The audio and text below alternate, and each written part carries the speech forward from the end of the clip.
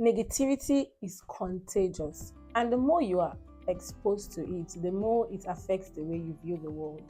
If you're surrounded with people who talk down on you, who have negative energy, people who reduce your morale, this video is definitely for you.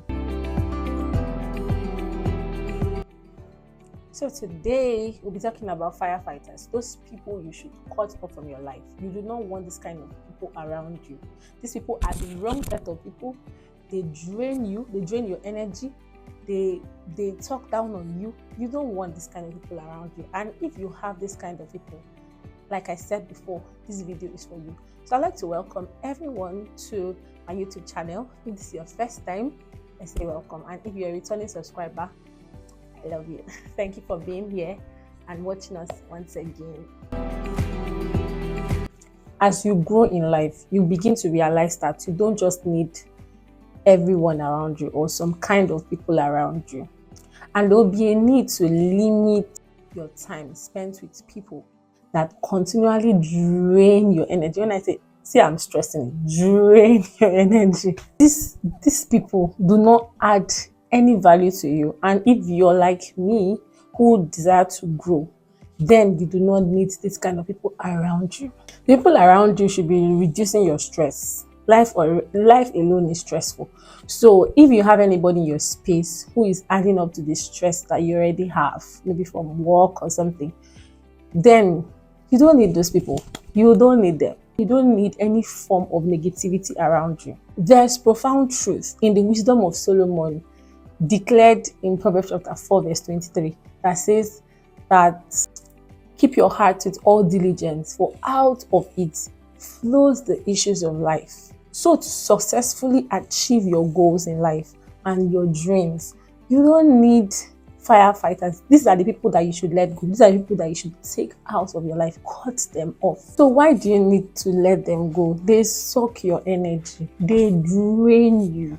They suck your energy, and they do this in several ways. So we are going to look at different ways that firefighters drain your energy. Firefighters are manipulators. They get information from you and they use them against you or use them in their favor. They abuse your conscience and generosity. They act like they care about you, but it's only a facade. And they are willing to run away the moment they get what they want. They will just jackpot. Having these people around you would cause you to move your focus or shift your focus from your goals. They distract you from your goals and you don't need them around you. Moving forward, Proverbs chapter 12 verse 22 talks about a lying lip. It says that God detests a lying lip, but then it takes delight in people who are honest, who are trustworthy. So God himself detests those who lie. And firefighters are generally dishonest people. They do not give honest feedback. They give dishonest feedback through their responses, and even with no response at all.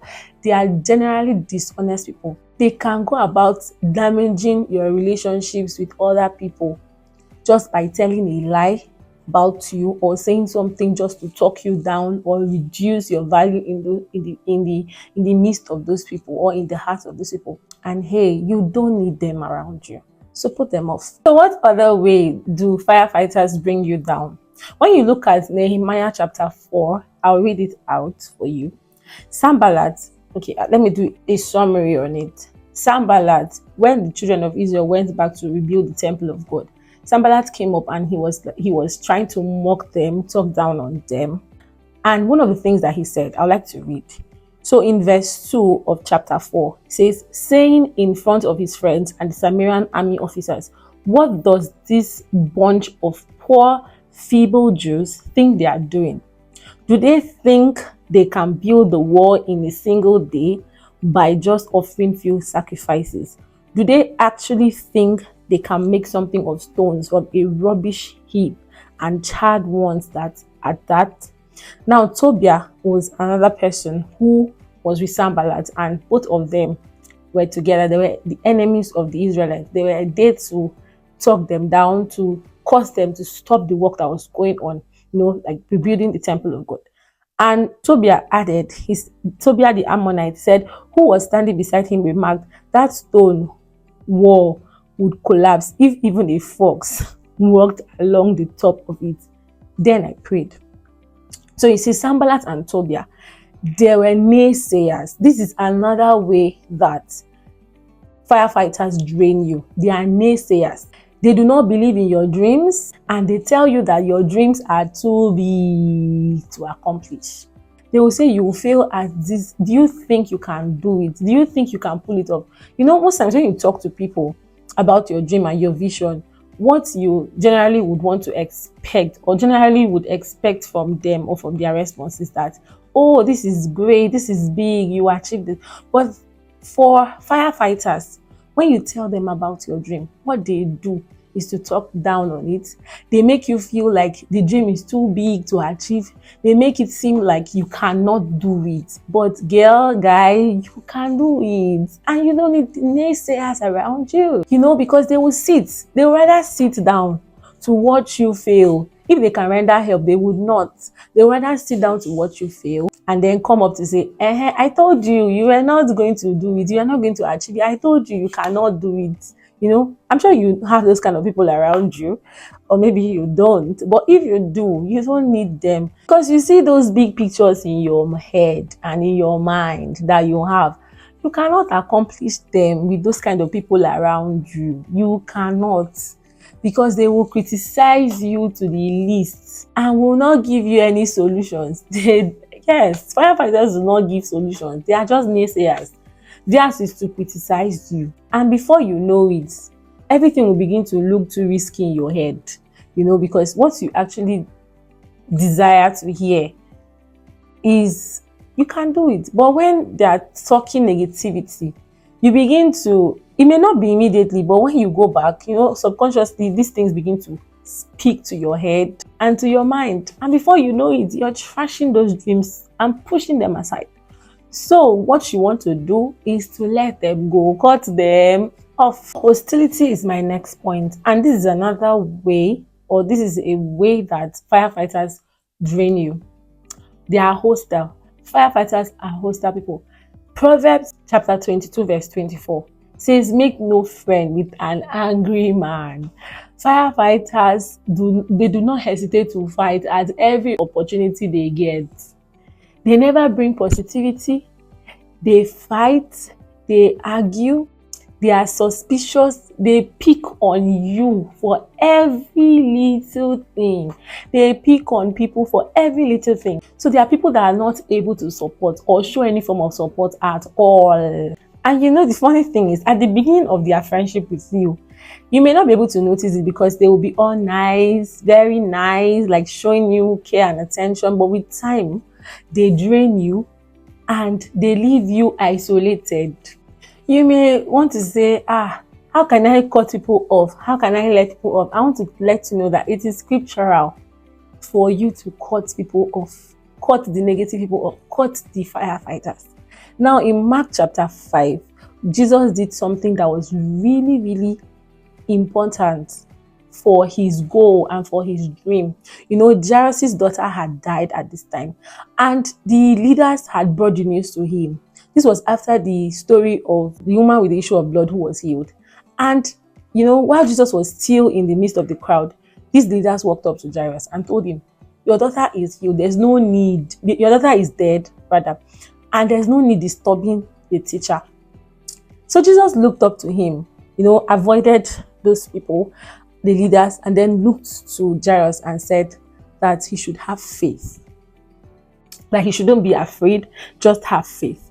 And when you look down to in verse 37, Jesus stopped the crowd and wouldn't let anyone go with him. You know, because he knew that these people were negative. These people had a wrong mindset. These people had a wrong energy, a negative energy. And so Jesus himself knew that he couldn't have stepped to that place or gone to that place where he needed to raise that child up with this kind of people, because it is contagious. Like I said in the beginning, you know, negativity is contagious. And so Jesus stopped the crowd and wouldn't let anyone go with him except who? Peter, James and John, the brother of James, because he knew. So it is biblical. Cut those people off. Jesus himself did it. He knew that he needed people who had like minds, people who supported his dreams, people who supported his goal, people who believed in him. And so he decided to cut the crowd off. You don't need everybody in your journey. Not everybody will support you. And you should be able to identify those ones who are for you and the ones who are against you. So that you'll be at peace. Your journey is really precious. Your journey is important. It's important. And to spend another time with negativity is disastrous. Is a problem. So you better run. Because these people will make you feel like you are walking on eggshells, unsure of what to expect the next moment.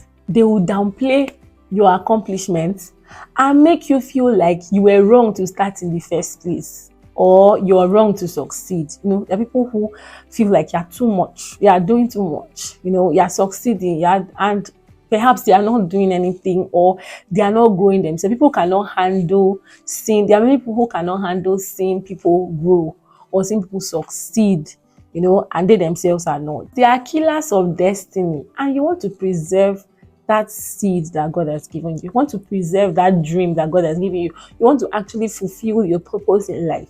You don't need these people. You should not cast your pearls upon swines, right? And in 1 Corinthians, scripture says, evil communication corrupts good manner. So you might be a good person, you might be thinking big, you have a big picture in your mind, things you want to do for God, things you want to achieve in life, and then you're surrounded with people who do not think the same way.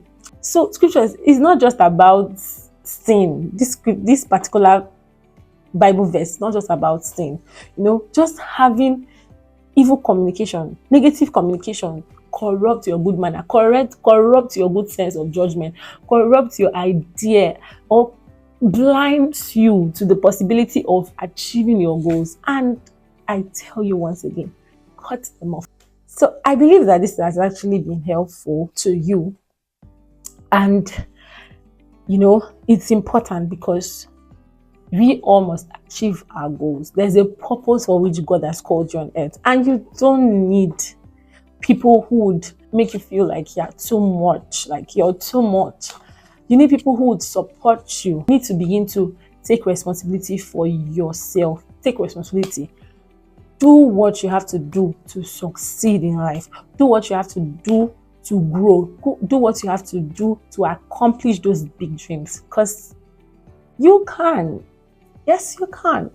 And you will. If you have an idea of other ways that firefighters drain us or drain people, please go to the comment section and engage. Let me know. I'd like to know.